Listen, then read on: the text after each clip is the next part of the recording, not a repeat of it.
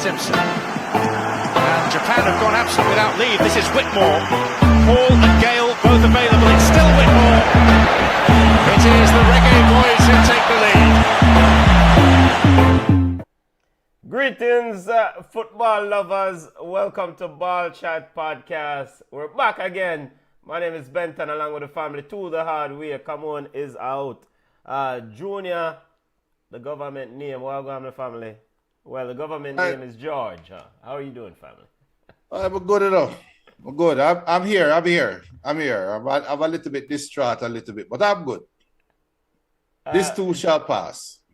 Junior, now because Liverpool won another title means you have a Bex, brother. No. I care zero about Liverpool.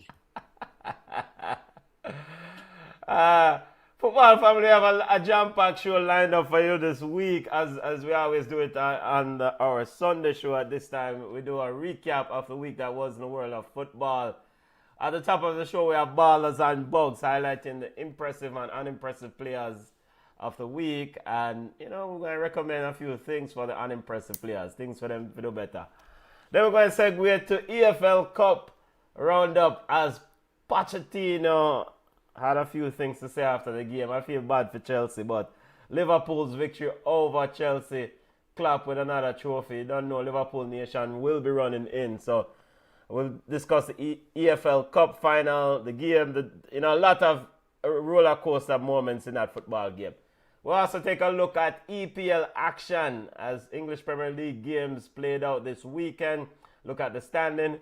Recap Champions League, at least get Junior's thoughts on some of the games in Champions League knockout round. We'll also take a look at CONCACAF Women's Gold Cup action and MLS kickoff weekend and Jamaican football report. Cause you don't know, even though Come On is not here, we're gonna discuss Jamaican football. But Ballers and Bugs, big up, thank you to all listeners as always. Always appreciate and salute listeners running in. Big up yourself. We see you, we know, so you watch and listen every week. Thank you as always. Ballers of the week, family. Who do you have, Junior? I don't want to steal your thunder, so I'm going to give you a ball of the week. You steal my thunder. Where the man, Rasta and them thing there, no. Clean up them talk there, no. Clean man thunder. No, but it was about clean the thunder, brother. No, that's all that weird, no, Benton. Benton, fire! Fire, yes, fire, yeah. But last week you picked up Cindy Martinez, goalkeeper for Puerto Rico, and rightfully so. She had a stellar game against Haiti. And what did she do as an encore? Followed up with a great game against Brazil. Even though Brazil won 1-0 in the World Cup, Cindy Martinez was instrumental in keeping Puerto Rico in that game, in the World Cup. And Brazil had to wait until the dying moments of the game after Pepper in a goal. So Cindy Martinez get my ball of the week. Big up to all Liverpool fans. I want to say a bad mind. You guys say a bad mind Liverpool all the time. I don't bad mind Liverpool. I hold them to a high standard. And even at the high standard of the whole Liverpool, what Liverpool did today in the EFL Cup title even surpassed that standard that I hold them up to. And I think it's major. We'll talk about it, but Liverpool, the whole Liverpool organization, I start with the top, Jürgen Klopp. Also, not forgive Arsenal. Newcastle Newcastle fixture was a tricky fixture. And Arsenal went to the game and promptly disposed of them like trash. So Arsenal, Liverpool, Cindy Martinez, my ballers of the week. Junior, you actually, with a straight face, said that you have Liverpool in high regard. Yes, I do. Really? I do. Okay. I really do. And we'll talk about that. Okay, all right. Well, mad respect to you. I'm going to try put words in the man's mouth, but that's a shocker. A Manchester United fan on this day, February 25th, 2024, at 5:06 p.m. Eastern Standard Time, said that he has Liverpool in high regard. From All right, let's not throw it, milk it now, please. Let's just keep moving. It's history. It's history, brother. Big up to Dalton. Dalton says ballers are Liverpool kids, Liverpool FC. Yeah, hold on. I want to go through this. Ballers are Liverpool kids, Liverpool FC, and Klopp. The man just have split up the ballers in Liverpool organization in three. So, he also given a ball of the week to Fulham, Leon Bailey, and Leverkusen. Leon Bailey with another goal this weekend again, general, and assist. Leon Bailey are doing things. Yeah, man, I'm go on and doing work. Keep doing your work, Leon. All right, Ballers and Bugs segment. You highlighted Cindy Martinez of Puerto Rico and the CONCACAF Women's Gold Cup. You know what? I want to give a baller of the week to Brazil's head coach. Women's team head coach. Here's why. Dibinia is the name that, you know, a lot of people say is supposed to lead Brazil forward. Dibinia scored goals left, right, and center in NWSL when she plays here. What did Brazil coach said last night? Dibinia go hold a seat and bench her in the game in the big monumental matchup against Colombia, and Brazil won the game. Not just by the fact that they played together as a unit. One player did not try to dominate and take the ball, and as Dibinia always do, and do her own thing. I thought Brazil's head coach deserves a ball of the week. That takes some cojones to tell Dibinia, say, yo, come hold a seat. And it's a ball of the week to the head coach.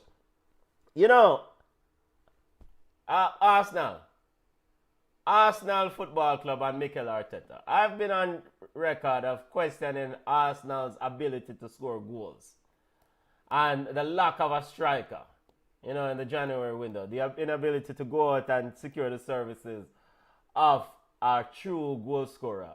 You know what Arsenal Football Club and Mikel Arteta has told me? Shut the hell up. Shut the hell up. You don't know ball. We know ball. Arsenal have some ridiculous statistics in the last few weeks. I think they've scored something and I will get the exact number, 24 goals. And I know opponents it may relate to the opponent, whatever. But at the end of the day, you still have to score the goals. And so Mikel Arteta, Arsenal, Saka, the entire crew, even Kai Havertz gets a baller. He's scored, 6 goals? One more than Marcus Rashford. Ball of the week to Arsenal and what they're doing. And Junior, I'm not taking jab at Manchester United. It just slipping on my mind. It just slipping on my mind. So ballers of the week, Arsenal, Mikel Arteta for the ability to score on a goal scoring run. Impressive. I question their ability to score goals without a true number 9, and they're telling me shut the hell up. And Brazil's head coach for making the big decision and benching the one, the Dibinia, the star. And of course, baller of the week to Virgil van Dijk. General, Jenna, leader. Yo, General. This is what leaders do. This is what captains do. Ball of the week. I shall say no more. Bugs, for you, Junior. Unimpressive players of the week.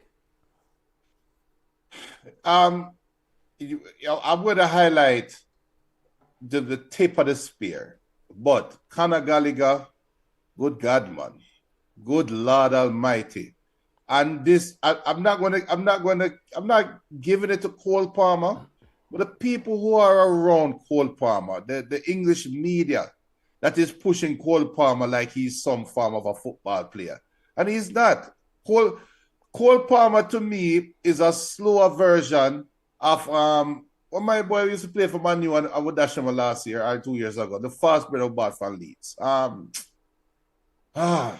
Look, a short brother would just all him do is run fast.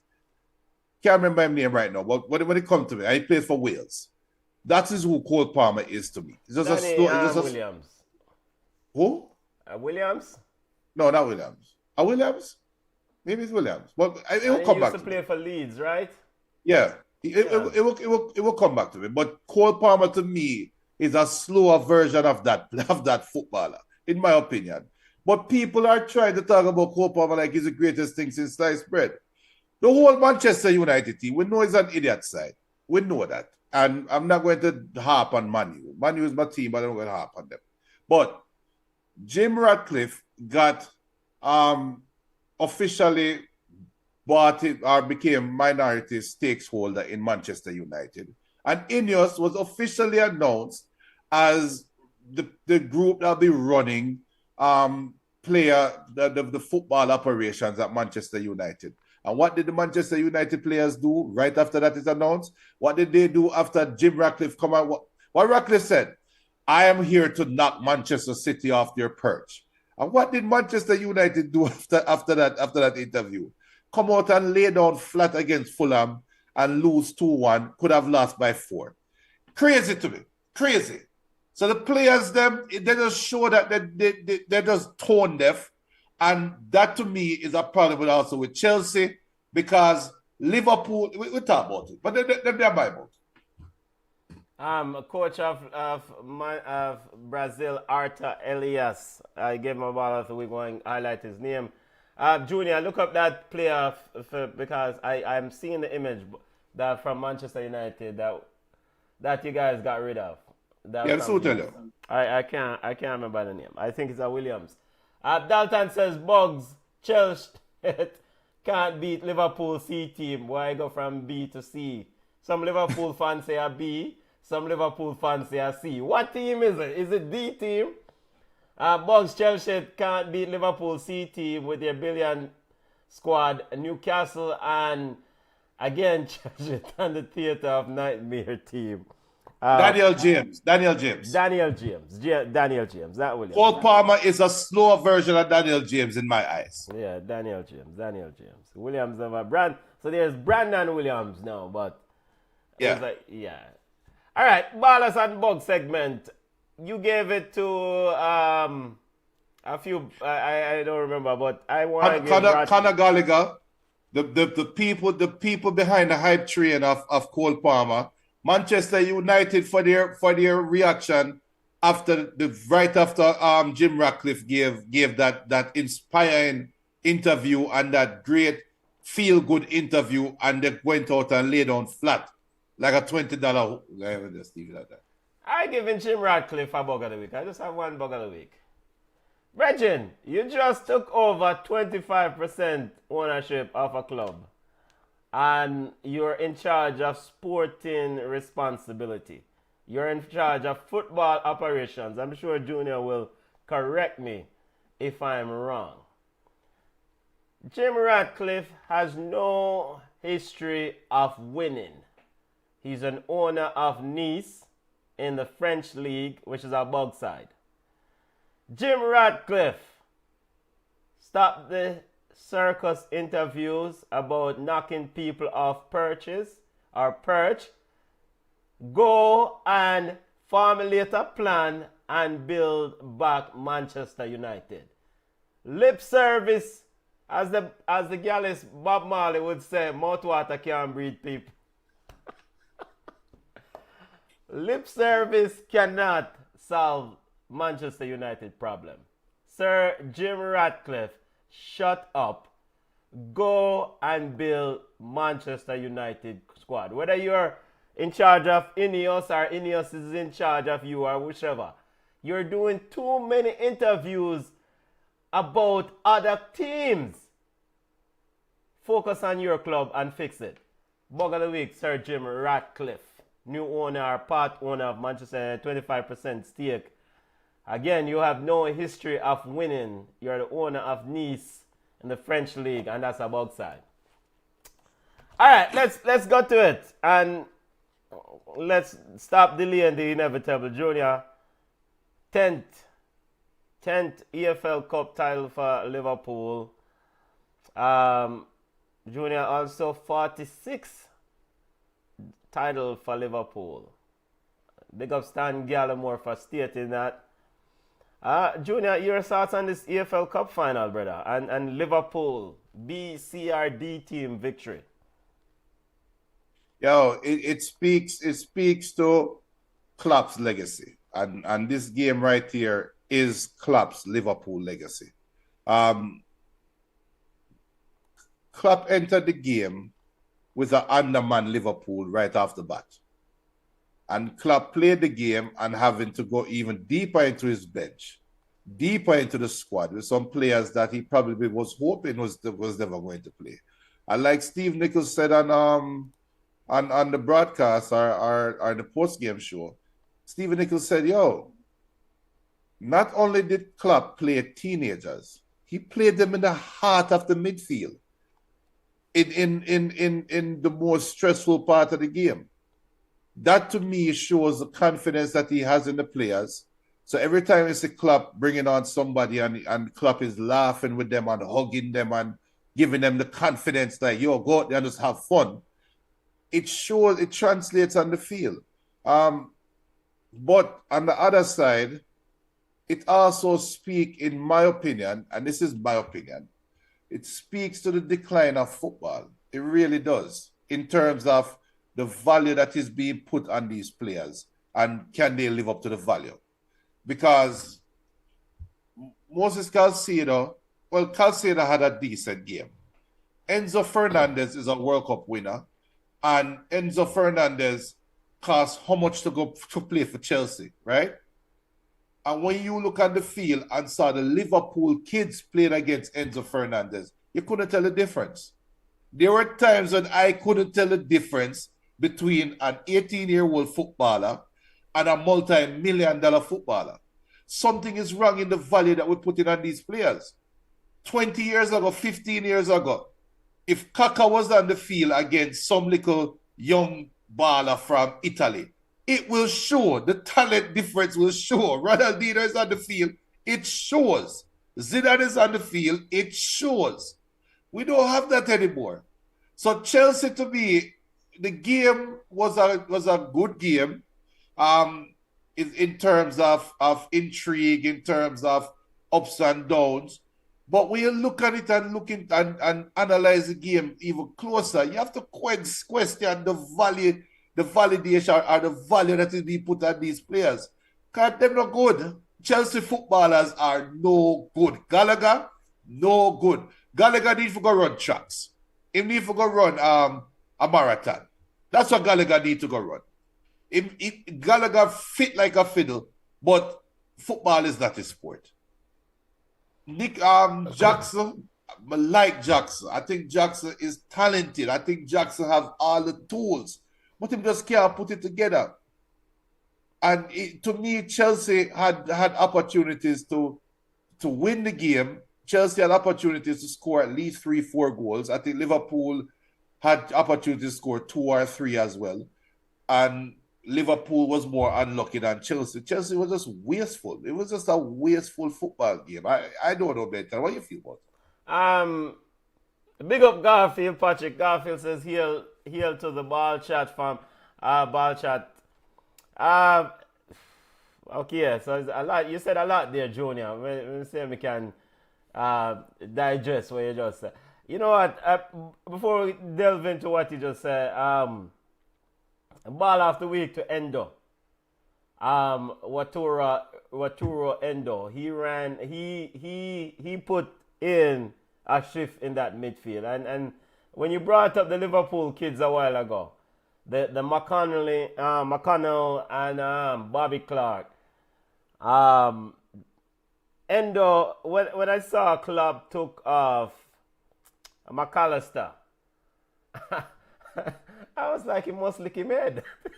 I was like, this brother must mad. He was an idiot because clearly you're sending, and I thought that the decision to take off the McAllisters of the world late in that football game, and because he made 3 subs late, Gerald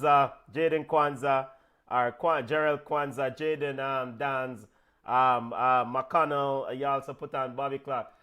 I thought he was probably saying, you know what, we have bigger fish for fry. We have a hospital in terms of injury list, and ultimately we're in Premier League, and we want to preserve McAllister's legs. We want, but clearly he knows what he's doing, and Endo was always there as an option for whether it's Ibrahim Konate, whether it's Virgil van Dijk. He was there as an option for them to release the pressure, and he was huge in terms of breaking up Chelsea's quick release or quick play to try to get forward. So ball of the week to Endo. In terms of the value situation, well, them say market dictate, and the market definitely dictate in the climate of things. Before I throw out the baby with the bathwater and Chelsea's players and say, boy, all of them are bug and rare. I think some of it is coaching. You give them to Klopp and Pep, maybe they wouldn't sign them, but you give them to a good coach. And if they don't materialize, then I said, okay, it's fair. And I'm not saying that Pochettino is a bad coach. I'm not saying that Pochettino is a good coach. But I think in terms of personality and having people run through brick wall sort of coach, that is not Pochettino. He's not a psychologist. He's not that philosophical. He's more, technical and X's and O's sort of coach. Whereas I think Klopp is all those layers together. He's technical, right, and he's philosophical. He's very a psychologist in the sense of the game. So I wouldn't throw out all of Chelsea's players yet. I would give them to a proper coach, and then we'll see what happens. No, I would. This is the reason why I would. The second, all right, think about it, Benton. Give me any big baller, just give me any big midfielder, past or present, just any big midfielder you want, Carl. Just random. Give me a random midfielder. That is a big baller for you. That's currently playing. Present or past, it doesn't matter. The first name that comes to mind. Pirlo. All right. So take out Enzo Fernandez or take out Caicedo and put in Pirlo, because both players were deployed in a Pirlo-like position, right? They might play different, but they're deployed in a Pirlo-like position, right? Would Pochettino need to tell Pirlo once the Liverpool kids come on, yo, step up and play higher up? No, I don't. That's a rhetorical question. Okay. Pirlo would be, first of all, Klopp would have never sent the kids out there against Pirlo. That's first of all, right? In my opinion, when Klopp did that, I think, and this is where Pochettino is a good tactician before the game, but over time, what has killed Pochettino is his adjustments in game, right? There's no way you're going to have Pirlo. You have Enzo Fernandez, you have Caicedo. There's no way Liverpool put those kids on in the heart of their midfield, and I still have Enzo and Caicedo playing as tolling midfielders. There's no way. Okay, press on those players. One of them to move further out. Press on the players. It's that simple. When the game ended in the 90th minute, at the end of regulation, Chelsea was way ahead in terms of momentum. And they started the first half of overtime like the game just started, and they were protecting the goal and protecting their 18. They played like they were scared of Liverpool. They played like they were scared of Luis Diaz. Because Luis Diaz was really the only threat that Liverpool legitimately had going forward. It's just Luis Diaz. And they played like we don't want Luis Diaz and company to kill us. To me, yes, Pochettino is to be blamed. But I also have to question the players. Where is the mentality that, yo, you put an 18-year-old footballer in front of me would just win the World Cup? I just win the World Cup and you put in this 18-year-old midfielder in front. That's I'm going to kill him. I'm going to teach his youth some football. And to me, that is a problem with Chelsea. Okay. That to me, that's a problem with a lot of these footballers. Things where we sit down and watch on the TV and say, why are you doing this? And then we sit down and blame the coach. Why we can't ask the players, like, dude, what were you thinking? Yeah. What were you thinking? I get what you're saying. But Dalton Stewart says the difference is Liverpool subs came on and made a difference, whilst Chelsea's sub came to the beach. Garfield says, Junior, I think there is a serious question about Poch coaching skills. I can't recall any time in history where there was such an imbalance in a final competition right across Europe to Chile. The Liverpool kids have less game time than anyone group I've seen before, playing against players who have such vast skills and experience, and they are overwhelmed by youthful experience. To be fair, Poch these days are not his players, and I still think this is not his philosophy of play, but him playing with what was given to him. We won the game because of Endo being a general on a team. Chelsea lost because they were not a team. Yeah, but I think that the team analogy comes down to the coach. I think in summer, in pre-season or whenever you guys get together, your philosophy is to build a team, and that whosoever is not buying into the team concept should go. Are now getting no minutes, and there were evidence at times when Chelsea, you said, brother, make the extra pass, and they refused to make the extra pass, where they go at it. Whereas you see Liverpool made the extra pass, and that's the thing, Junior. I agree with you to some extent, but I'm curious to know about the players that you said, like the Enzo and the Casados of the world. And other players in Chelsea. What I'm curious to know is that because of that price tag, we have an expectation. Right. And so are we expecting something from players who still confidence-wise look to a manager or look to someone to guide them? Because they're relative. All right, Moises Caicedo, for example, is not no general. We used to watch Moises Caicedo from him there at Brighton or before that, no man never come out and say, yo, Caicedo is a general, watch out for this youth. So in essence, Enzo has essentially rest on the fact that he was in an Argentinian team that have a general. So you don't have to look to him to be that guy. All him have to do when him play Argentina with Messi and them man there, they say, yo, don't muck up. Come and just knock the ball, move the ball, and break up where you need to break up. Whereas now at Chelsea, there's an additional responsibility because you have a price tag. You get big money price tag, and you can elevate yourself to that big money price tag. And so that, for me, is why I won't kill all the Chelsea, well, not kill, or maybe throw out all the Chelsea players them yet, to some extent. Okay, but for me, if I was to do an evaluation of the players,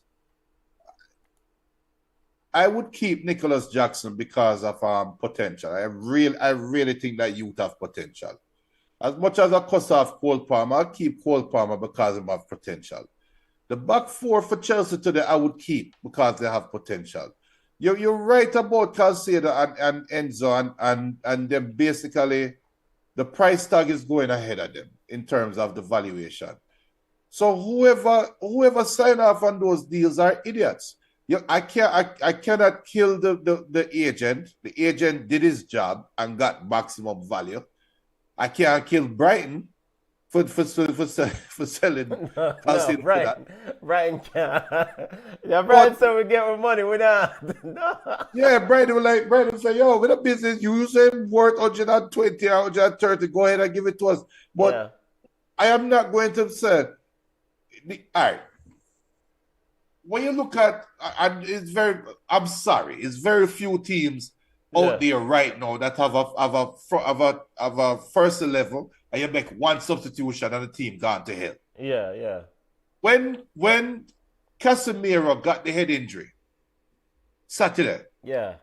the difference in the game when that midfielder was gone is just night and day. Yeah. It was just, and to me, that is a high value baller. Yes. You take out Caicedo and take out Enzo, there's no difference in Chelsea. They look the same. Yeah. So how? Yeah, but Garfield asked an important question. He said in case of Caicedo and Enzo, not Endo. We're not gonna mix up Endo because Endo was exceptional. It's Enzo, right? Enzo Fernandez. They are players. They are proven players. So why aren't they performing? And that is $1 million question, Junior. No. They are not proven players in the role that they are playing. They're not proven players in the role that they play. It's a difference because we have seen examples of. Let me think of a clear example. I'm going to give you a clear example. Bruno playing for Manchester United is not Bruno playing for Portugal. Okay. It's a different player. Two completely different players. Yeah. You think Bruno can go to Portugal and do the crap ever do, but when he goes to Portugal, he have a general who's slung there say, yo, brother, if you do foolishness, you get slapped in the head. Exactly. So but when Bruno comes to Manchester United or when Enzo or Caicedo goes to Chelsea, there's no general who said to them, say, brother, cut out the chumpiness. So that's why they're not proven. So. Pogba, as much as me like Pogba at Juventus is not Pogba at Manchester United. Fair enough, because he had people around him who can say, Pirlo and Gattuso. Yeah, Pirlo. Say, yo, cut out. And he also relieves the pressure too. Exactly. He relieved the pressure. All right.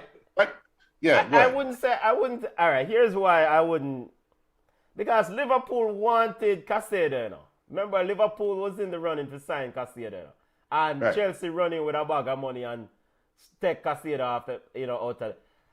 So I think you put one of the big problems at Chelsea right now is a lack. All right, when things bad, it's just bad, and you need somebody, some leader, to kind of guide you out of this foolishness.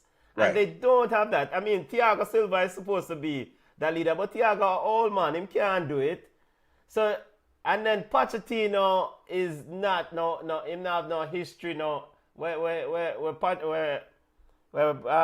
Jose call it the phrase that he used when it comes to football heritage in terms of winning. So Pochettino is not somebody these kids can look to when the chips are down to say, guide me through this thing, Jürgen Klopp, where you look at his club and club coaching history, whether it's at Dortmund, whether it's at Men's, when you look at what he has done with players and they look to him, they say, yo, General, we need you for guide. He can guide them because he has taken players and elevate them and said, yo, I got you. And when you do foolishness, him say, come on for the field. Yeah. You're 100% right. And you know what? That perfect, that what you said was perfect. The reason why Liverpool beat Chelsea today is because Liverpool had Van Dijk. Chelsea didn't have a Van Dijk. You have a leader who look. Yes. Because Liverpool never have the bite going forward. Yes. And like we said, Luis Diaz was the real threat. Exactly. And Virgil say, we're not going to penalty. We're not doing. You said it on the stream. But you said it on the stream. The funny thing about all of it, is that we saw Virgil scored earlier. And the same type of goal. And we saw the corner kick, right? Again, and we shouted at the TV, said, somebody cover Virgil. Somebody need to mark Virgil. And Desasi was running with him, but he was not quick enough. And Kunku was in front of him, and I looked to somebody else with no attacking the ball. Whereas, I say, everybody and the mother knows a corner kick, Virgil van Dijk, is a definite. Look at Desasi's chance at the back post for Chelsea. Yes. when the ball hit on him tie and him hold him head. So it's rough. But you have leaders and you have people who, and I think that's why Klopp can make the substitutions that he could. Because he has a Virgil on the field. Yes. Because there was a moment before Yes. goal in the overtime when I don't remember which Liverpool player was playing with the ball, and Chelsea got the ball, and the camera went to Virgil, and Virgil screamed after the brother. Yes, I think it's Simicast. It's Simicast. Yeah. You cuss out him, and you don't. If you think about it, apart from Chilwell alone and Feem left wing, seemingly cussing anybody for Feem wing, nobody on Chelsea talk like that. Nobody open their mouth on Chelsea to anybody else. If you really sit down and watch them, and then Steve Nicol even highlighted it when he said, "Oh, at halftime or overtime, all the Liverpool players are together while Chelsea is separated. Something is wrong." Yeah. So and big up Garfield. Garfield said it. Liverpool is a team, Chelsea isn't a team. It's simple. Big up El Pistolero. El Pistolero said Liverpool has Klopp. He's the ultimate leader. Yes. All of those are true. Yes, and one thing I've always, I fundamentally believe this. When it comes to winning, especially in team sports, teams take on the personality of their managers. Yep. Klopp can look to his team and he can say when my players go on the field, this is my player that I can look to. Virgil van Dijk embodies me when I go out there. So I don't even when I look to Pochettino, I say, Brechin, so who now is the man you can look to when the chips are down? Because the coach can only shout when he can shout. Somebody on that Chelsea team needs to grab the rest of the group and say, brother, and wake up in the cloth and come. Let's go. Yes. Yeah. And that is something that they probably will have to do in the summer. But that player can't be bought. You can't pay for that player yet. You have to build that player, or you have to discover that player. So you can't just throw money at the highest value person in the market. Them hard to find. Yeah. I think Chelsea has one potentially in Levi Colwill. I think you keep Levi Colwill and you give him more responsibility and you groom him. And if he's somebody who's very vocal, you build him. And I think Desasi can become that player. But, it takes time. Klopp said... Yeah, you'll have to go ahead. Yeah, go ahead, Junior. No, you'll have to remove the clutter around from Colwell, though. Because if you want that, it's like gardening. If you want that plant to grow and bear fruit, you have to get rid of the trash from around the plant and give it room. We have money problem. All these players are on a contract. And not only that, they're on a long-term contract. Yeah. So I mean, like a player like Mudryk and Madueke, I mean, you just go ahead and say, brother, we just cut with losses, brother, and just go on a road. Yeah. And I mean, if you can bring in one industrious, hardworking player for the two of them, who can definitely come with a personality and an attitude to say, yo, I mean, this is N'Golo Kante's club, when I think about Chelsea, I'm like, at them money, Enzo and Caicedo can't make one, not even a big two of little Kante. Look at that. Not only Kante. This is a club of Lampard. This is a club of Essien. Yeah. This is a club of this is a club of Makalele. Yes, this is a club of Makalele. No, this is a club of even Diarra, Lasara Diarra. Come on. Yeah, man, come on. I mean, and the thing with Kante, N'Golo Kante is a one local man. And you're not gonna, Jürgen Klopp says it's easily the most special trophy I've ever won. It's absolutely exceptional. I wish I could feel pride more often. Tonight was an overwhelming feeling. And quote, Pochettino said, quote, I am happy with the effort today. These players are professional. They are very competitive. And now we need to move forward. They need to feel the pain. Nothing you can tell me can make me feel better. Nothing. I feel sorry for Pochettino. I know what will make you feel better, Pochettino. Next year, you'll be coaching a better team, a different team. Yeah, but Junior, you can't bail this brother out of this thing. Which team you forgive him? If you give him Newcastle, he'll do better next year. No, man. Sometimes this is what coach you have to make sure you earn your stripe in the gutter. All right, so give him. I won't say Everton, won't say Brighton. No, he was at Southampton. He did some work with us at Southampton. Give him back Southampton. Give him back Southampton. And I mean, so I feel for him because I mean, it's a youth who do a lot of work and the small margins in this business, is difference between winning and losing. And he's unfortunately been on the wrong side of this equation too many times. Maybe something that he needs to change about how he carry out his tasks of building his teams and his coaching. I feel sorry for him. I'm not going to kill him. I'm not going to call him side billion-dollar bottlers as Gary Neville or whoever call them. I'm not going to call them that. It's just, I feel sorry for them and them Chelsea network, I hear you, sir. Garfield said there's a structural problem in Chelsea that is affecting the players. We are the outside, so we don't know exactly what it is, but it's apparent there's a problem at Chelsea. It's called long-term contracts. You cannot talk to a player that knows that he's going to be in there like a pillar in the stadium. These players have long-term contracts, most of them, and they're getting paid a lot of money. Give me a reason why they should be motivated to play tomorrow. You can get more money. Whoa, you're already on a long-term contract. Yeah, you re-up. You win some trophies and you re-up, you extend. Instead of getting 5 million a year, you can get 12 now because we won some trophies. No, you're not. Well, you're not going to get the 7 million raise this year. So if you wait until your contract year, players wait until their contract years to play their best. Some players do. All players do.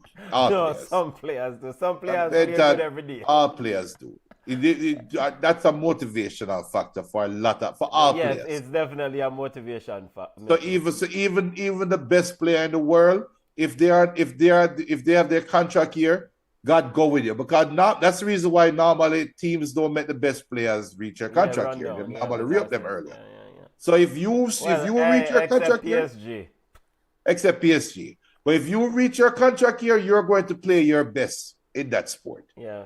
So to me, that's a part of the problem at Chelsea. And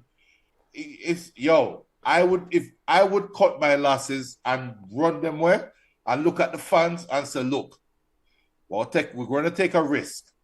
We'll take a big risk and play some young players, and hopefully we can survive.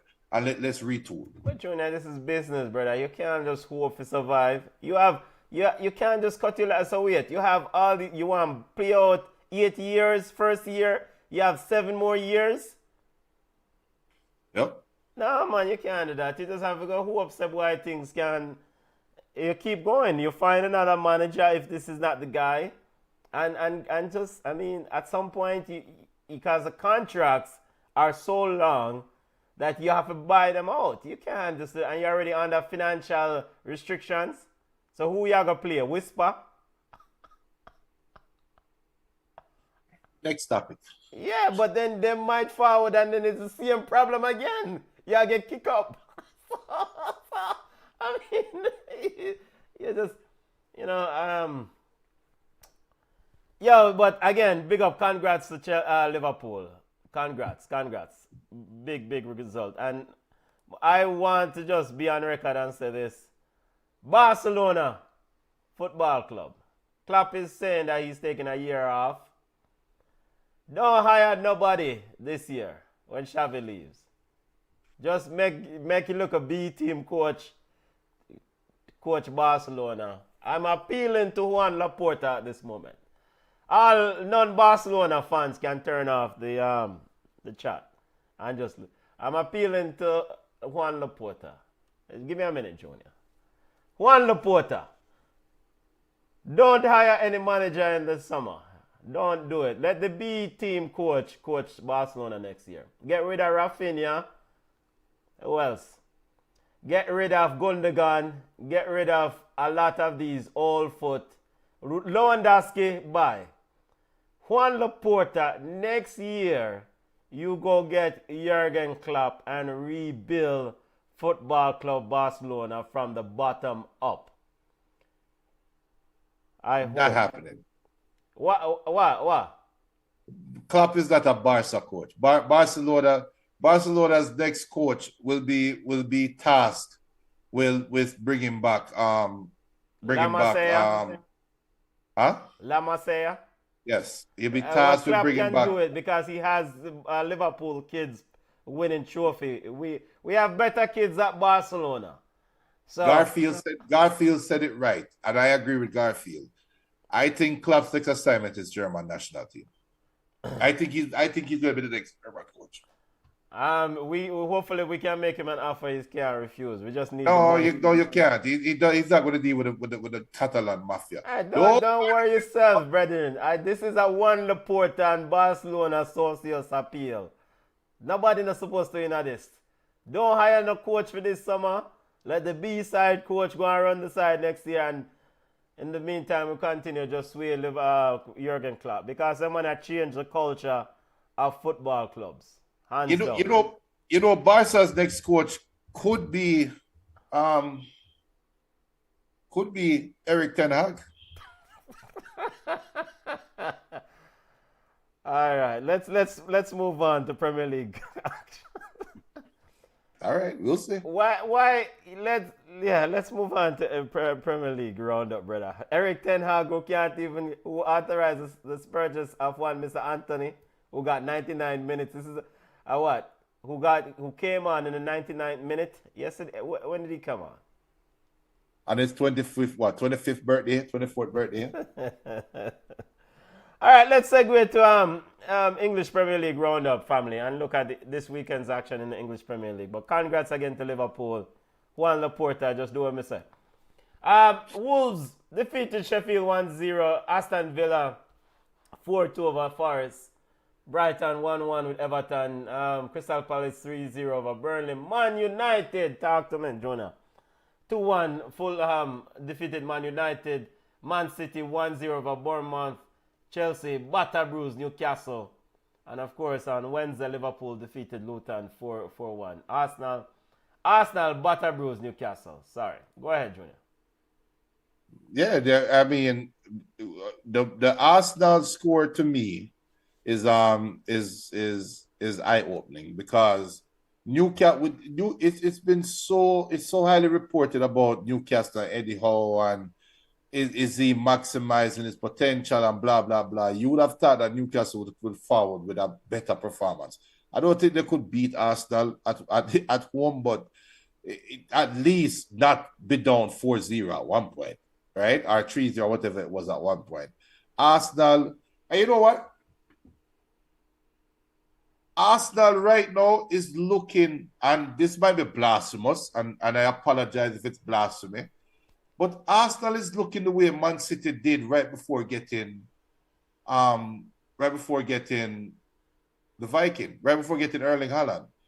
Arsenal is looking just like that Manchester City team. The reason why they're not winning like Man City is because Man City is Man City. Man City is 2-3 years ahead of them.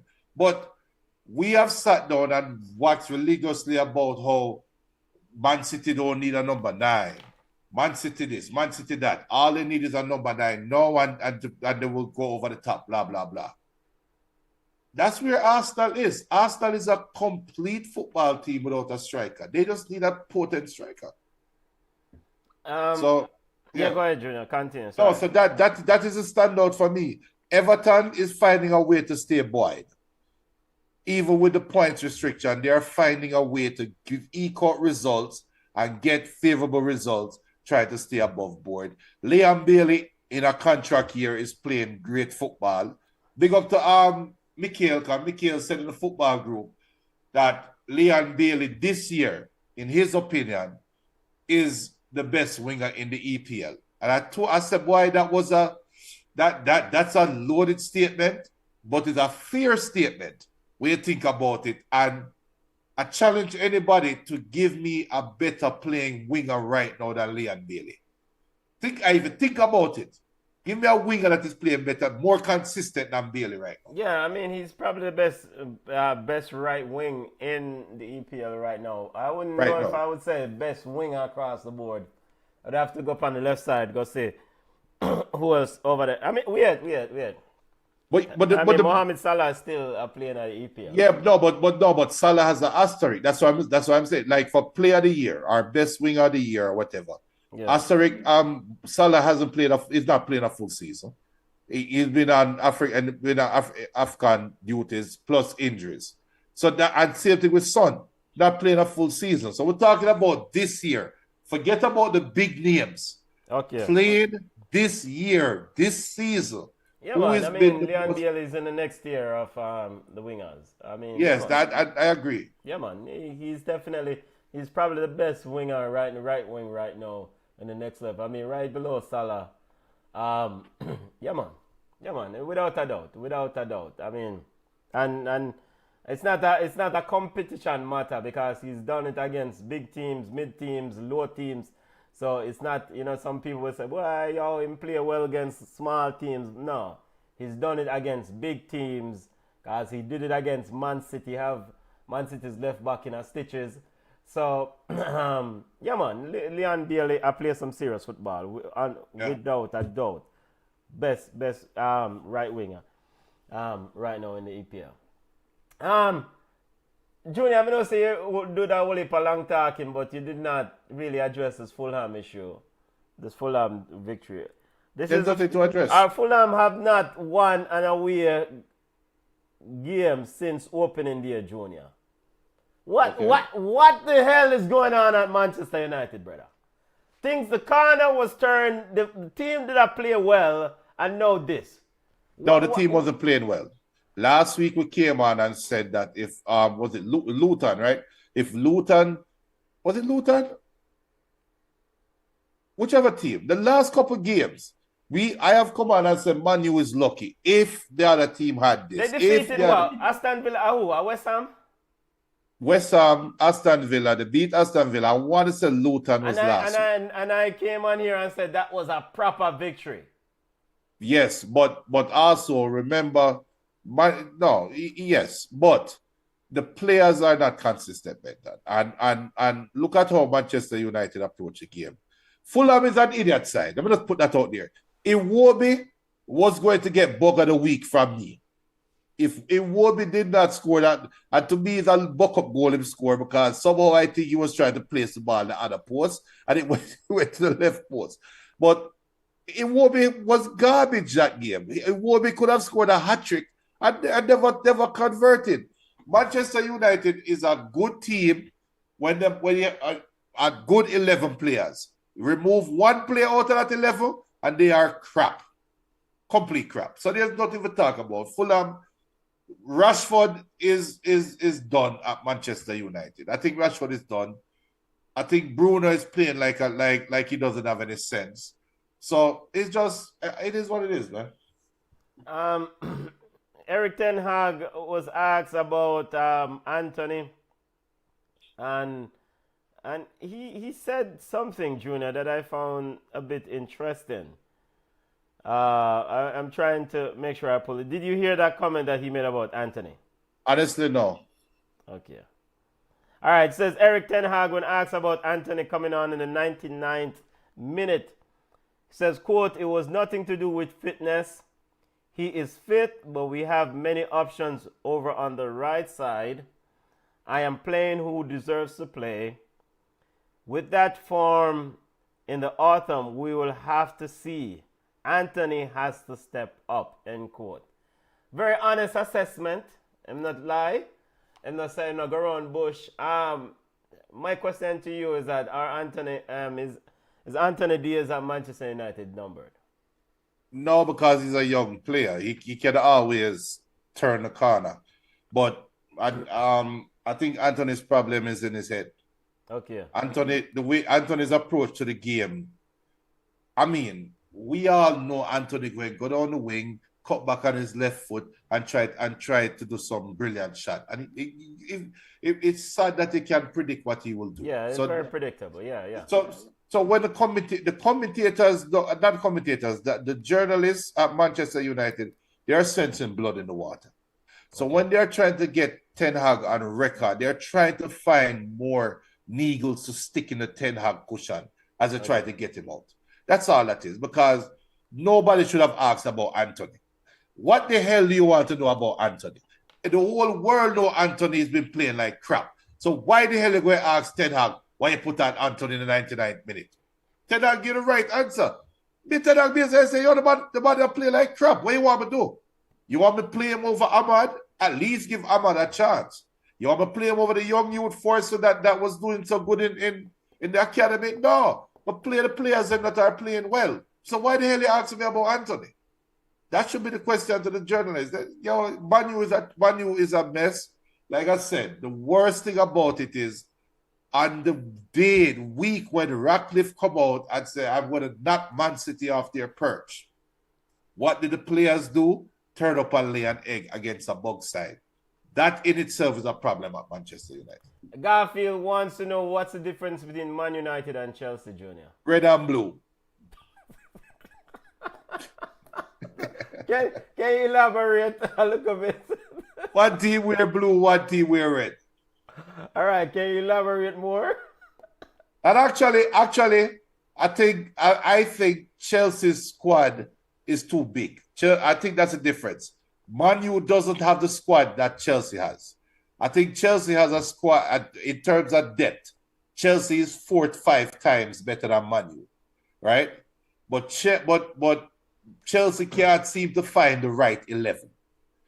Man U top 11 is miles ahead of Chelsea, but Man U top 11 just can't seem to stay healthy. That's the difference. That's the difference between both teams. All right, big up BM. BM says in regards to Bailey, that's the difference between a world-class coach and a mediocre coach.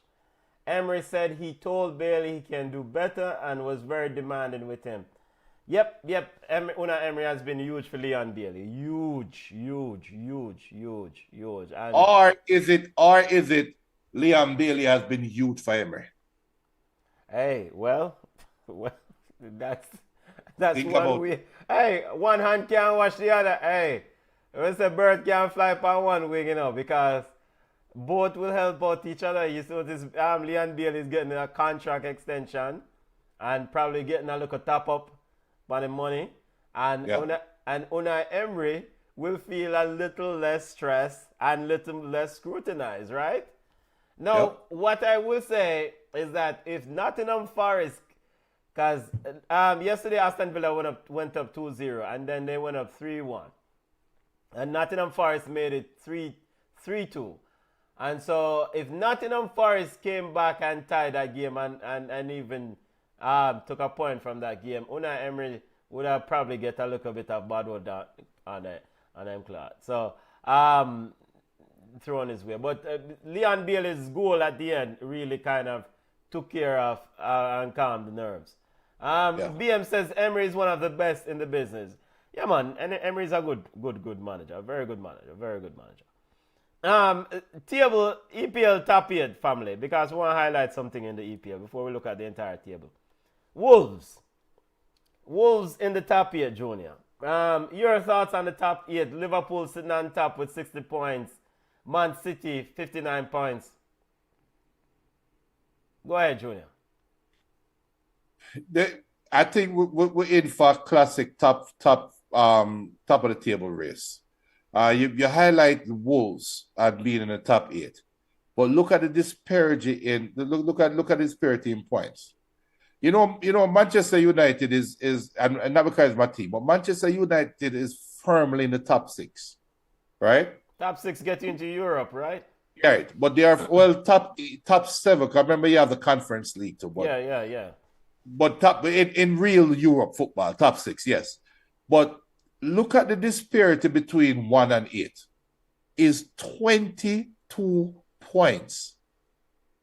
That is 6 wins, 7 wins. That's 7 wins difference between Liverpool and Wolves. So yeah, we can highlight. I guess the rhetoric now is Wolves after the Lopetegui and all of this something now and all of this cas, them find them way in the top 8.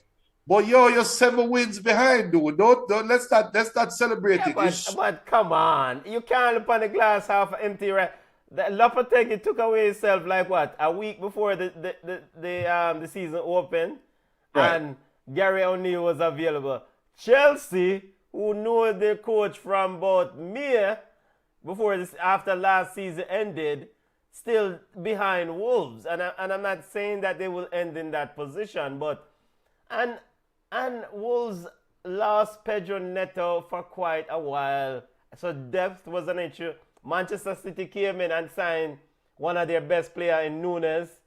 And I'm sure Matheus Cunha is probably going to go soon. So, I mean, this is a monumental achievement for Yes, and I apologize. You know what? Let me pull it back. You put up the top 8, and you're right. I don't forget about this 1 through 7. Look below 8. All right, you have Chelsea, you have Newcastle, you have West Ham. Teams that you would have expected to be fighting for the top 6. Definitely Newcastle. Definitely Chelsea. West Ham on their day should be top and half of the table. Yeah. But Wolves is above them. You're right. You're actually right. In terms of that, it's a monumental feat by Wolves. I mean, I think maybe with Newcastle Junior, maybe it's an injury thing because I know they've had their run of injuries, but at some point the SQ is going to run out still. Yeah, because the team that is at top of the league, how many injuries them surviving? Yo, when you win your games them early, you can ride through the injuries. Well, they're winning the games through the injuries too. They won the EFL Cup today. Try again, Newcastle. With all that money that you spent. No. West Ham gave David Moyes a contract extension, Junior. You know when in football or in sports or in business, the rhetoric that is sold, sometimes you have to sit down and read between the lines, right? Yeah. I am very curious to know the wording in that contract because the wording in that contract might change a little bit to where if West Ham decide to move on, the pitfall is a little bit easier than it was pre-contract extension. So we might be looking at it, oh my God, what the hell they're thinking about giving David Moyes a 2 year? We don't know. Maybe they might save themselves 10 million if they fire him. That might be part of the negotiation. So now Moyes have to bet on himself and say, okay, well, I'm willing to give up the 10 million and prove to you that I have worked the 2 years. Right? So before we question it, I'm curious to know what would happen if West Ham decide to move on from Moyes pre-contract extension and post-contract extension. I'm willing to bet it's a little bit easier for them now. A little bit easier. All right. See that Garfield says, I think that Unai approach is different. He allowed Bailey to play how he wants. Think that Gerrard was trying to play with him more restrained. Yeah, that's probably true, Garfield. But one is a coach and one is a... Yeah, Gerrard is not a coach. But I'm gonna say that. How many times? No, Gerrard is not a coach and one is a real manager and the other one is... All right, let's get to other football news before we go where we are, because we have some other things we want to touch, family. We don't know. Before we leave out of Europe, Thomas Tuchel. It was official this week that Thomas Tuchel and Bayern Munich will part ways, Junior, at the end of the season. Xabi Alonso apparently is top of the list according to Florentin Petagol, one man who's on the Bayern Munich beat. Junior, your thoughts on Thomas Tuchel? Where do you go from here now? Of course they won yesterday 2-1 at the death. Harry Kane with a penalty. Harry Kane with a brace. That's the fixed up. Harry Kane with a brace. Harry Kane scored a penalty in the 93rd minute to secure the victory. Junior, your thoughts on the decision and this Thomas Tuchel thing and what next for Bayern Munich? I think what we saw by Bayern Munich, though, that's what great organizations do. They admit to a mistake early and make the decision public early and make everybody know what the expectations are. And I think the players now can play the rest of the season knowing that one, next year will be different. So their approach to the game can be a little bit better. Also, the players also know they're without any certain, without any shadow of a doubt that they are now playing in an audition. They're now auditioning for the next 2 months, right? We already know Tuchel is not coaching next year. You don't know who coaching next year, but if you want to play here, if you want to play significant minutes, you better play good. So figure it out and go out there and play. I think it's a master stroke by Bayern. Because we all knew Tuchel wasn't going to last. We all knew he wasn't going to last through the summer. And they make it official so the players now can concentrate on playing football as they did and beat RB Leipzig yesterday, 2-1. I am rubbing my face out of frustration because I saw a report that Tuchel is interested in Manchester United, which is not, I'm not frustrated about that one, but he's interested in Barcelona. If there's any truth to this interest in Manchester United for Tuchel, Junior. No. There's no truth there. That's just agent putting out foolishness. And the agent has to, because right now Tuchel is a lame duck coach, right? The only way Tuchel is going to get a high-profile job in the summer is he has to win the Bundesliga at least. He has to find a way to win the Bundesliga at least. Because the rhetoric right now is you're a failed coach. And you're going to spend the rest of the year with the tag of being a failed coach, and all your possible suitors going here watching a Bayern Munich game is Thomas Tuchel, who will be out of a job this summer. So the agent now have to pump him up, have to pump up the rhetoric and say, no, he's interested in this, I'm interested in that. So don't let what Bayern Munich saying fool you. Thomas Tuchel is still a top coach. Thomas Tuchel can still coach at one of the blue blood coach teams. So no, he's still interested in coaching Man U. He's interested in coaching Barca. Hell, he might be interested in coaching Real Madrid. You never know. Where did it go wrong for Thomas Tuchel? I mean, Junior, a guy who, when we saw him at Dortmund in the early years, Dortmund played some serious football with young talent, young Isaac and others. And I mean, of course, he won a Champions League at Chelsea to PSG. Why the brother get fired everywhere him go now? Why? What happened? Well, he got fired from PSG, he got fired from Chelsea, fired from Bayern. I think that's the MO, that's consistency. I think where it went wrong for Tuchel though is I don't think the Barca players respected him. And I think Tuchel, I remember the Bayern Munich players. Yeah, the Bayern Munich players. Remember, Tuchel was the guy that was supposed to be the German whisperer for Kai and for Kai and Werner, Timo Werner. Werner. So now he's back in his homeland. You never know. He might have landed with the most bravado and have like he's the big dog on campus. And you have Thomas Müller, multiple league champions, Champions League winner, World Cup winner. You have all of these big name players in there looking at you. They're looking at you like, dude, shut the hell up and tell us who started. I think that's what happened. I think the club profile of the players were too big for Tuchel.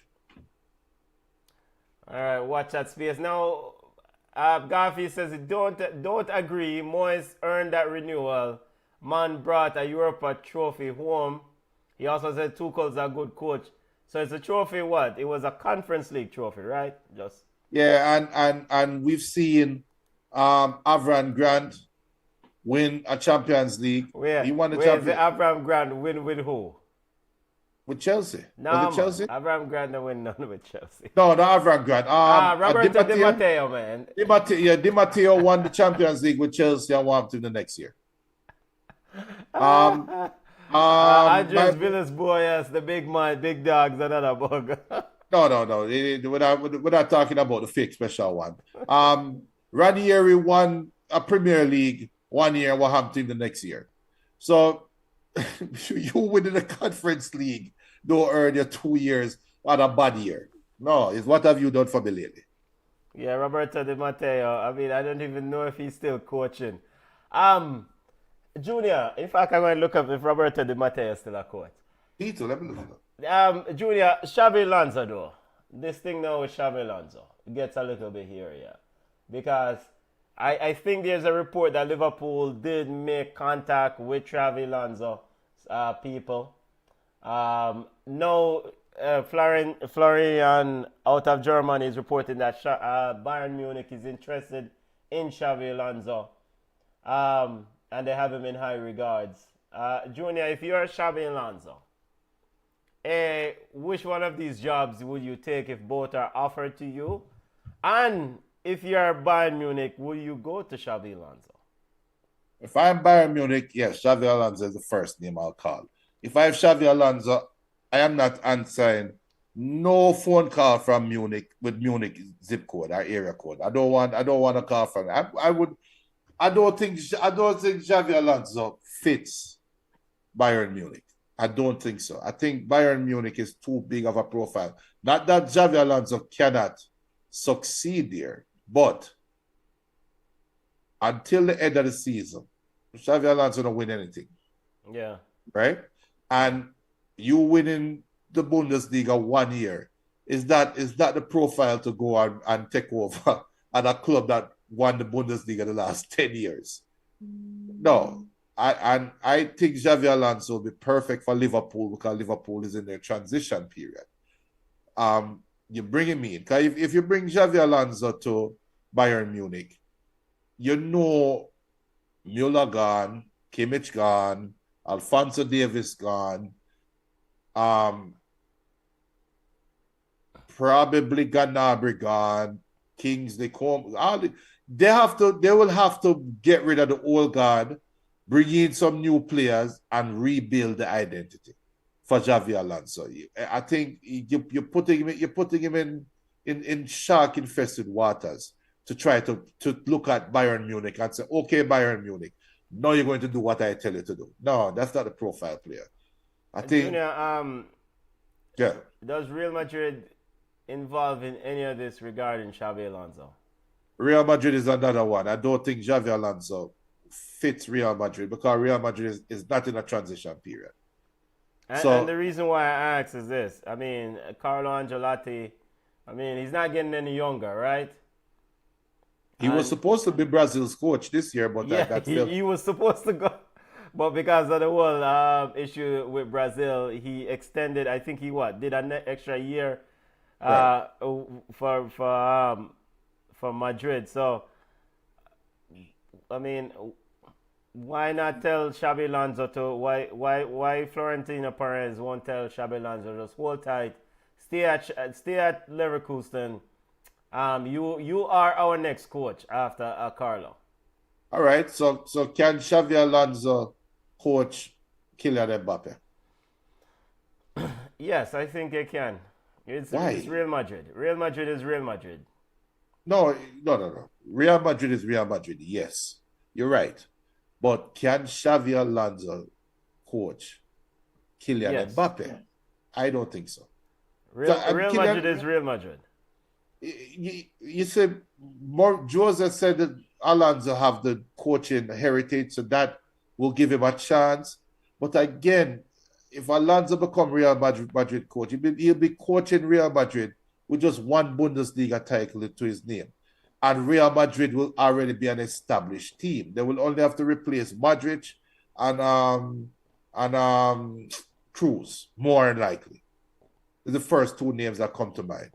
After that, you already have an established team. Liverpool Liverpool more likely moving on from Virgil, more likely moving on from Salah. So you have Darwin Nunes, you have those players, but you are going to be in the midst of a transition period, and Xavi Alonso will be the perfect coach to come in to attract the big name ballers. So I think I he can think coach Real Madrid. He's an institute. Real Madrid is an institution. And as an old boy, who was one with Real Madrid, but time will tell. But interesting, Julian Nagelsmann Jr. Before we take ourselves, does Bayern Munich take a look at Nagelsmann again? I think Bayern Munich coach have to come from within. Okay. Why did Nagelsmann fail at was it Germany? I He's know still he in failed charge of Germany. but he's failing. Look at the decline in German football. Big up Richard No. Green. Richard Green said Xabi Alonso is going to Liverpool. No debate. Well, It makes sense, Benta. It makes sense. You don't think it makes sense? what, Xabi Alonso to Liverpool? Yes. I mean, it makes sense, but I will say this: before Jürgen Klopp announced his departure, right? Right. Xabi Alonso was a man who was building his CV for, some would say, to take over for Carlo. He did a stint at Real Sociedad as the assistant manager developing the young players. So he went to La Liga and built himself and cut his teeth. And now him get a head coaching job and him a win in Germany against a big team. So before Jurgen Klopp announced his departure, many thought that Xabi Alonso was being groomed, was being polished for Real Madrid. I mean, now Liverpool enter the chat and Liverpool fans think that it's a foregone conclusion. I mean, I don't know. Are some Liverpool fans think it's a foregone conclusion? I think he's more perfect for Liverpool personally. Yeah. All right. Time will tell. We'll take ourselves, but I get your thoughts on a couple more things quickly. MLS family, and MLS opening weekend was this weekend, but one of the big stories coming out of MLS opening weekend, and this news around referees union accused of threatening MLS replacement officials. This is a story from Jeff Carlisle of ESPN. Junior, this is bad press all around, right? Opening weekend for the MLS, you're using replacement players, and the union head of the referee association is alleged to threaten the replacement players, replacement referees. Yeah. I mean, it is American capitalism at its best, and we talked about it a couple weeks ago when the union, the referee union spoke about the strike and I said, yo, right at the eve of starting a season, and we all agreed this is the best time to do it when you want to get something out of it. But thankfully, to my knowledge, there hasn't been an incident or an instance where we can say, if the real referees were here, this would have never happened, right? Yeah. And the MLS are worse. That never happened in the Miami game, the opening game, which everybody, that's the showcase piece. So, but yeah, this is just American capitalism at work. In the court filing, a copy of which has been obtained by ESPN, alleged that the PSRA executive board member Chris Spencer, quote, unlawfully threatened and coerced potential replacement workers by threatening them that performing officiating work during a lockout would negatively impact the official's ability or eligibility for assignments to officiate college soccer matches, end quote. So, Junior, you're bridging to tell the man them say, yo, if you don't go in an MLS thing, you don't get no college games for ref. So obviously, all diplomatic attempts to get the replacement referees on the real referee sides of field. So now them go for Scotch Earth. All right, another quick hit, Jamaican football news. We're going to just touch a quick story on that, and we also will get your thoughts on the U20 CONCACAF U20 Championship. All right, basically, the meeting occurred this weekend in the JFF. The Jamaica Football Federation, at least, was supposed to occur on Saturday. In an article in the Observer by Daniel Blake, big up yourself, Daniel. He spoke to Mr. Ricketts. Mr. Ricketts said, quote, "The first question that FIFA asked of me was, have you done your due diligence?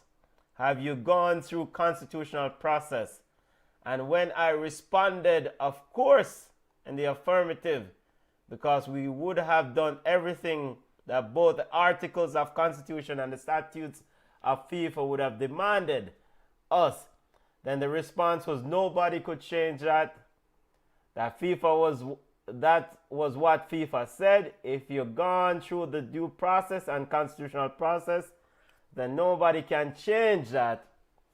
And now he says that FIFA has given the green light for them to go ahead and set a date for the election, family.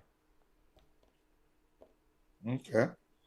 He says beach soccer is also not affiliate. Beach soccer, of course, brought the lawsuit against the election, and he says that beach soccer is not an affiliate of the JFF, so they have no right to be doing what they are doing. Yeah.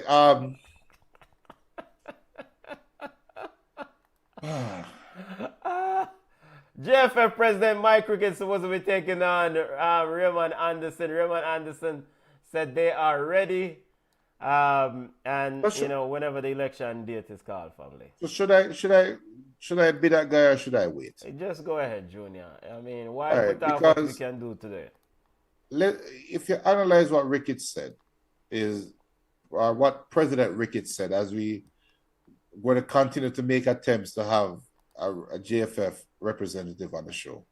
What the president said is, I called FIFA and spoke to FIFA about the grievance that beach soccer had with us, with the election process. And FIFA asked me if I did what my constitution said I should do, and I said yes. And then FIFA said, well, if you said you did what the constitution said you weren't going to do, that is what we would have come in and checked. So since you said you follow the constitution, it don't make no sense but check because I trust what you are saying. And oh, by the way, who is this group that trying to delay the process? Well, this is the beach soccer group, Mr. FIFA, but beach soccer is not even a part of our JFF institution, our constitution, or whatever.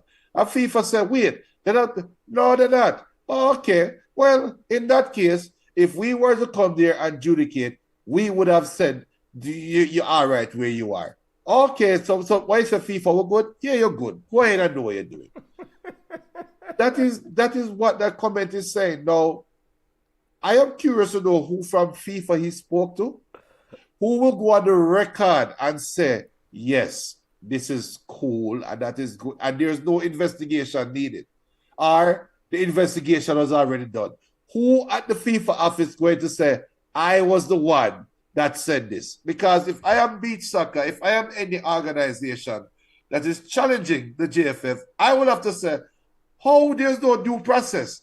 How you attack the FIFA behind closed doors and come tell me what FIFA said when me ask FIFA to look at this? Something not right. So it is Miss President Ricketts is smart enough to know that he cannot make that mistake. So obviously FIFA is in cahoots with them. Case closed. We move on. President Ricketts will be the next president for the next World Cup run, and we just keep moving. Till death do we part. Yeah, but I had to see him and I see him conclusion because we saw with the Trinidad and Tobago Football Federation when FIFA came in and implemented a normalization committee The Right. president at the time, Mr. Williams, they claimed that they did everything by the book, etc. And so FIFA did, according to FIFA, they did their investigation, i.e., FIFA's investigation, and it wasn't by the book. And then they also was worried about monetary issues. So Ricketts can say what he wants to say, but I think in any sensible organization, FIFA would have done an independent investigation and then, said yeah or nay in the path forward on this process. So time will tell what will happen in this saga, but we will see. He said that now that BM says FIFA is a joke. I guess does that mean that FIFA did what Ricketts is saying? BM, is that accurate then? And FIFA did give them the go-ahead through a word-of-mouth discussion, or was there a formal investigation and FIFA released some findings? But regardless of what happens, the president of the JFF, Mike Ricketts, says now they will have to wait a minimum of 14 days based on the articles. And there's an emergency Congress and they have to have he said there will be a board meeting on Saturday, which was yesterday. Hopefully there won't be any long or controversial meeting. We may come to an idea of what the date will be during the meeting. So there's still a lot of open-ended or unresolved questions that need to take place. All right, on the field, Junior, before we go my way out, CONCACAF U20 Championship is taking place. Reggae Boys defeated Martinique 1-0. Junior, quickly your thoughts on that game. Of course, this is a road to Chile. The Chile World Cup, coming up later on. All right, Jamaica qualified for one men's World Cup in all their history. Let's not continue to trick ourselves. The women's team had a purple patch, and they qualified for 2 straight World Cups. No, that is now done. Let's not trick ourselves. Jamaica beating Martinique. Jamaica's goal right now is to be the best team in the Caribbean, or be the best team in CONCACAF, and they will achieve that. They will end up coming short in this tournament. We losing to a better, more prepared team. Are we going to say, oh, shucks, damn, we were that close. If only we were blah, blah, blah, blah, blah. That is my takeaway from it. I don't care. Okay, BM says, I saw the game. It was hard to watch, and that's putting it mildly. They're not good. And then you have the Butler saga, Mr. Greg Butler saga with Phoenix and how they're not registered. Look, we as Jamaican football fans want the best for our teams, and the organizers are the people behind the teams don't share that same belief. There's a lot of things that we can fix up around our back. I mean, especially on the organization front, administrative wise. Speaking of continuing Jamaican football report, the Reggae Girls team played Chile in a friendly game. Of course, they're absent. Junior, should I not use the name the Reggae Girls? No, the Reggae Girls are dead. The Reggae Girls are gone. The Jamaican football. The Jamaican women's team played Chile. Yeah. In a friendly, the game ended 5-1 for Chile. Junior, I mean, I think essentially what I'm going to try to keep things for life support until things kind of get resolved. This election is a big thing too, and some stuff are still in a status quo until them things get resolved. There's nothing to resolve. I think Jamaican women football that we loved is dead and gone. It's done. You bring those players back together right now, it won't be the same. I'm sorry. Yeah. Sorry to be the bearer of bad news. No, it won't be. It won't be. It's done. It's done. Done. We see Puerto Rico beating Panama with for them no fear baller. Yes, losing to Brazil. Yep. Right. Losing to Brazil 1-0. beating Haiti to get to Gold Cup. Yeah. While Jamaica, twice World Cup qualifiers, losing to Chile, who could not qualify for said Gold Cup by score 5-1. It's done. It is over. I'm sorry that and I said it. And it's so sad that I predicted this during the World Cup, the last World Cup. I hope you remember, Benton. I said, look, enjoy the moment. You see the cracks coming between the players and the federation all over again. Once these players move on, the next set of players are not good enough. It is the end of women's football, and that's where we are right now. So Jamaica's goal now will be to be the best women's football team in the Caribbean, and let's live with that. Yeah, teams are getting better, as BM said. Teams are not, and understandably so. Teams are not waiting for Jamaica or any country for that matter to fix up in a house. Teams are getting better. As you said, Junior, Puerto Rico are playing some serious football. And them have, it's not complicated football that Puerto Rico is playing. It's simple passing football. So they look just like the Jamaica team 2 World Cups ago. Yeah. They don't have a ton of talent. Them just make the best of what them have. And them will give you a fight. Them have this one player named Garcia who she will cut you out of your clothes and Macarena. So but BM is right. They're not waiting, rightfully so. El Salvador also coming up. So we will see. Yardballers report, final comment want to make regarding Jamaican football. Have to support Jamaican Premier League and update the fans on today's results. Mullines, Denver Holden defeated Mullines 4-2. Waterhouse 5-1 over Humble Lion. Mount Pleasant and Mobile United drew 1-1. Veer, Butterbruce, Limehall 6-2. And Tivoli and Portmore 0-0. Where Veer finds 6 goals from. In the standing, Cavalier and Mount Pleasant both tied on 43 points. Cavalier has a game in hand. Mount Pleasant played one more. Cavalier is in the... Speaking of Cavalier and Mount Pleasant, Cavalier is in the Caribbean Championship. Yo, you see a goal where Andre Blake give up what year? Yo, I'm a Breton. Big up Andre Blake, but brother, it was raining, Benton. It was raining.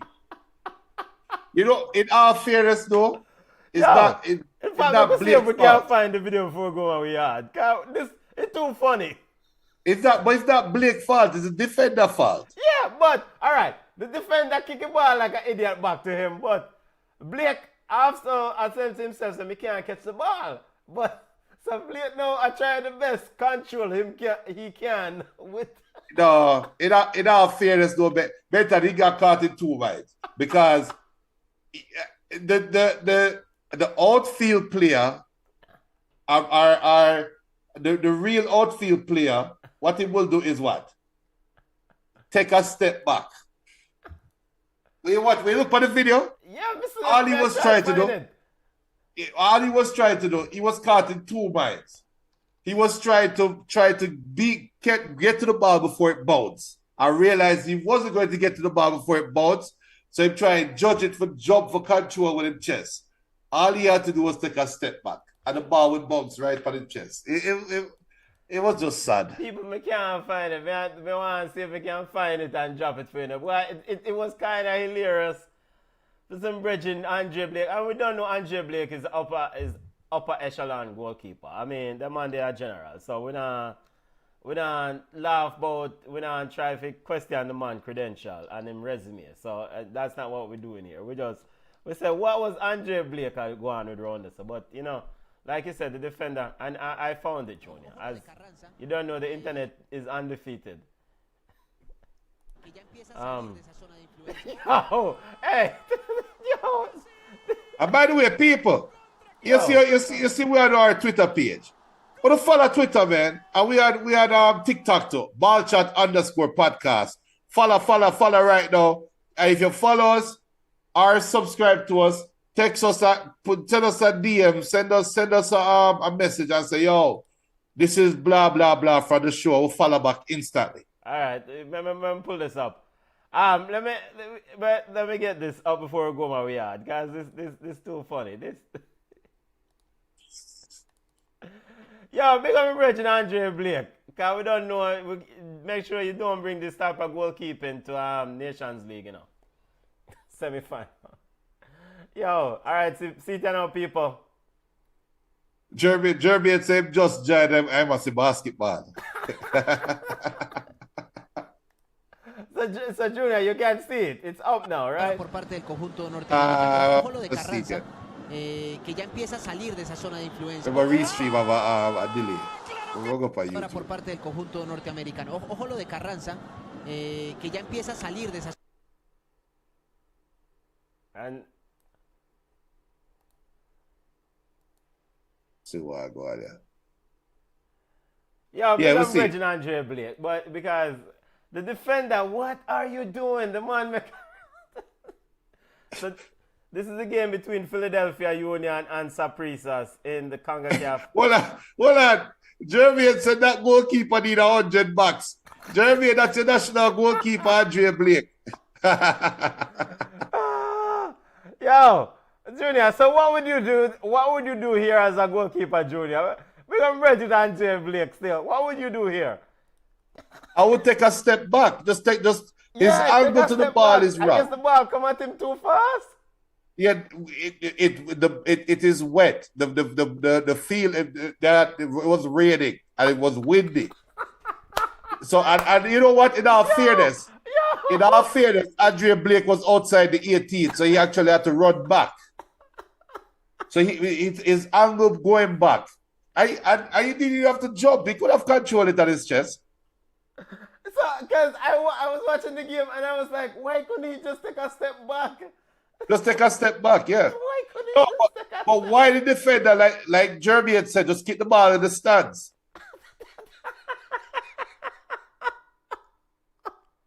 Why, Blakey? Yo! What? You pass it. Look what, yeah, big up Reggie Andre. Yo, how kind of, you know, when you're at school and you play the undershandy and you try sight.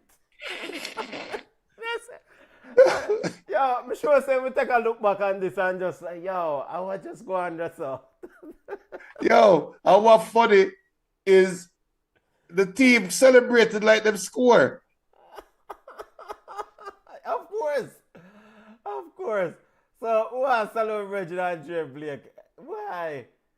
That was funny, but thanks for the humor. Big up Jeremy and big up yourself. I know to say you're running late when Manchester United get fixed up here. Okay, we'll catch you next week. Continue, just to wrap up the show. I was on the Jamaican Premier League table. Cavalier 43 points, I'm on Pleasant on 43 points. Portmore in third position, 40 points. Tivoli 38, Arnett Gardens and 35. Waterhouse and Dumbleholden on 30 points, 6th and 7th position. And Lime Hall down at bottom. Takes up on herself, Lime Hall on 7 points. We're not run through the entire table. We don't have time for that. Junior, should we watch it one more time before we go home? No. Big on Reggie Andre Blake. Could this be courtesy of Tone? All right, that you know, we are going my yard. Yeah, but I remember we're up on TikTok now, so. People, Jeremy follow. Levy said, I just want to say, if Chelsea had a forward, Liverpool lose. Boy, if Junior was a big striker, he would be playing for Manchester United. Big up, yeah, of course. Big up Peter Mystic. Peter Mystic says, if any of you ever played the game, it's not always easy to judge the flight or the bounce of a ball, and he was obviously caught into minds as well. Peter Mystic, big up yourself every time, Peter. First time I recognize your name on the show, so big up. Yeah, you're right. You're right. I real talk. Yeah.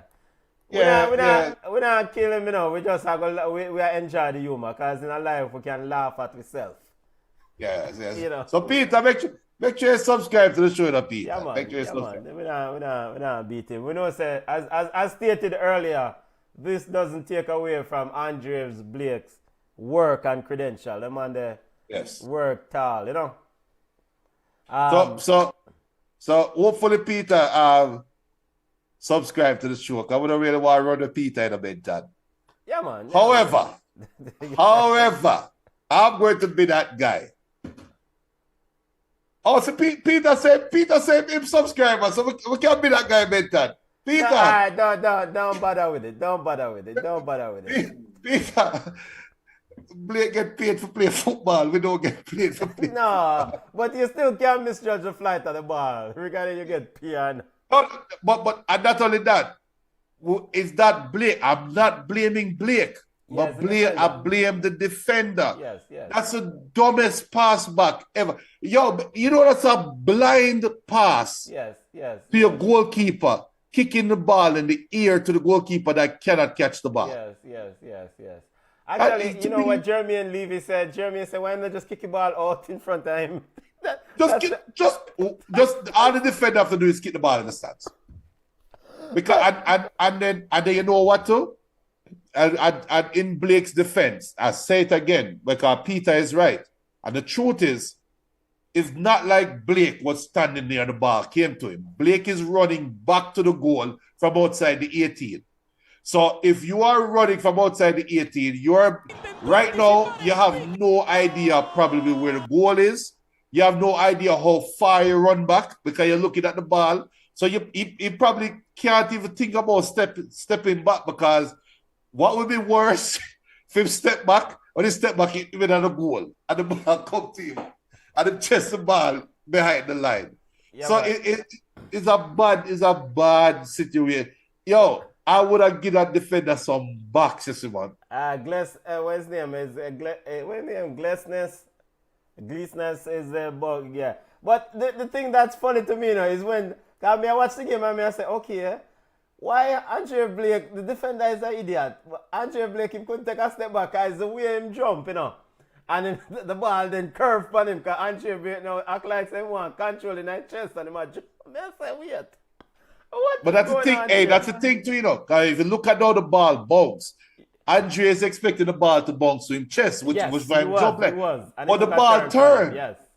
The ball bounce is the worst case scenario. So Peter said it's a similar situation that happened to the Martinique goalkeeper yesterday against Jamaica. Yes, in the under 20s. Yes.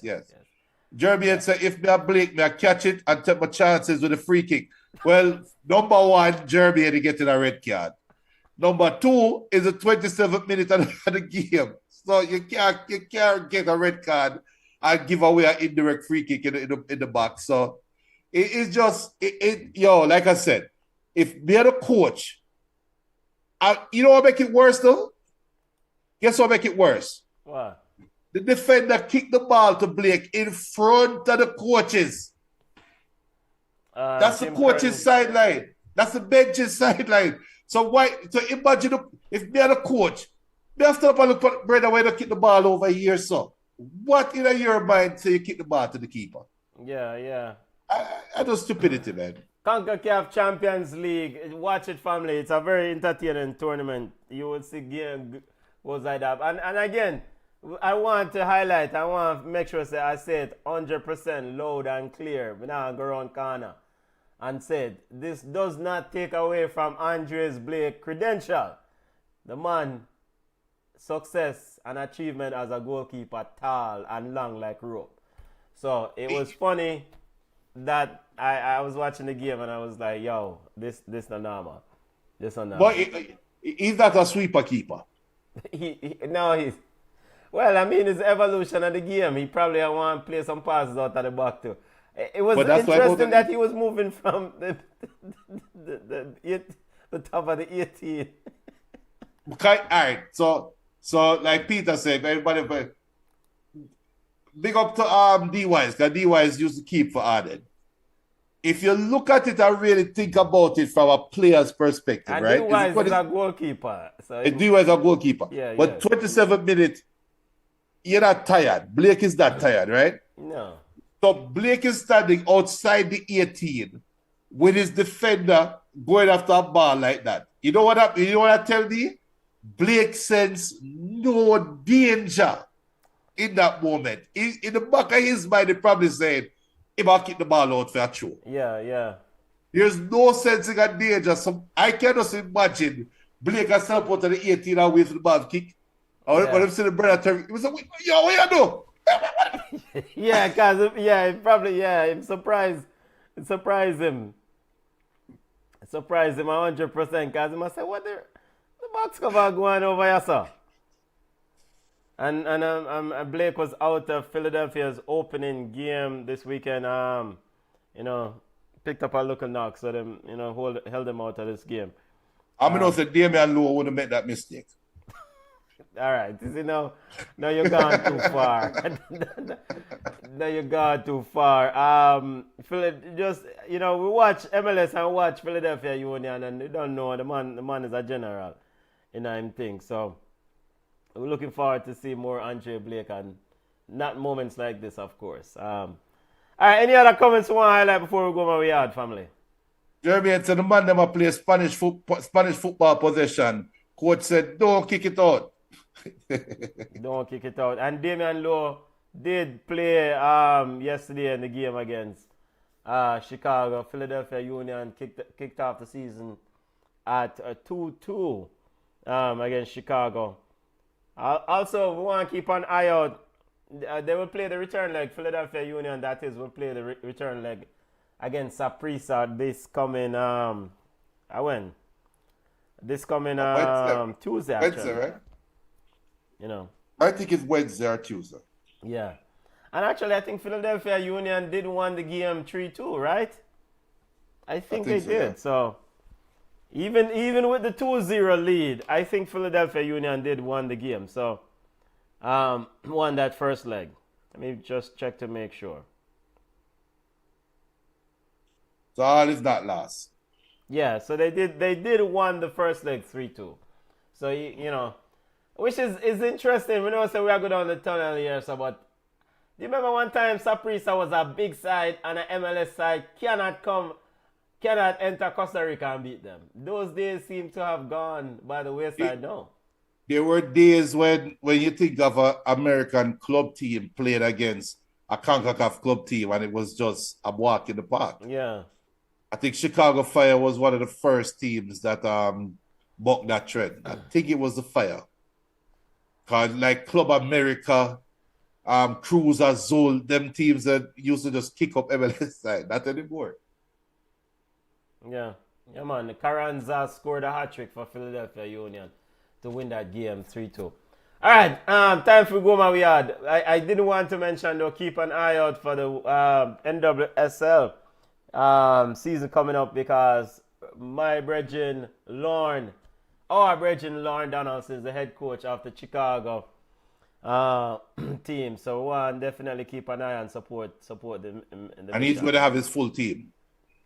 All right, see that. All right, big up all listeners. We're going to continue our coverage of football coming up this week. What you say? Watch along next week for the Manchester Derby. Okay, it's week after. All right. Stay tuned for we're going to do some videos on the CONCACAF Women's World Cup action. Just going to recap and just drop those videos once the first round is a wrap. And that's it. You can connect with us on Instagram at Ballchat Podcast. We're on X at Ballchat1. We're on Facebook at Ballchat. We're on TikTok now. At Ballchat_podcast. Junior, talk to it. All right, see that. Yo, football family, have a safe week. Take care of yourself. And yo, Junior, I hate that now. We're tired. We're going on the road. All right.